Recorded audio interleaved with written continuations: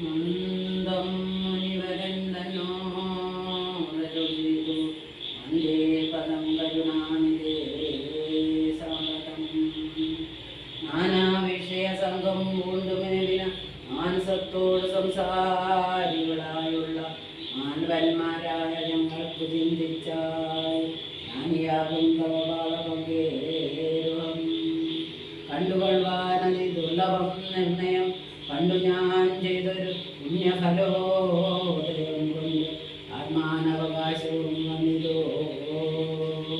പുണ്ടരീകോത്ഭവാപുത്ര മഹാമുനേനുടെ വംശവും ജന്മവും രാജ്യവും വിശുദ്ധമായി വന്നു തപോനിതേ. എന്നാലിനി എന്തു കാര്യമെന്നും പുനരെന്നോടരുൾ ചെയ്യുക വേണം ദയാനിതേ.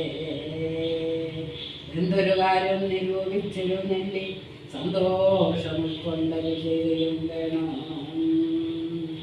അന്തനെന്നാകിലും കാരുണ്യമുണ്ടെങ്കിൽ സന്ദേഹമില്ല സാധിപ്പിക്കനല്ലാമേ. ഉച്ചമാകരുണ്യരുഭവരൻ തന്നോട് മുത്തഹാസേനമുനരനാകിയ നാരദനും ഭക്തവത്സലനാം മനുവീരനെ നോക്കി സമരു ചെയ്യുവോ.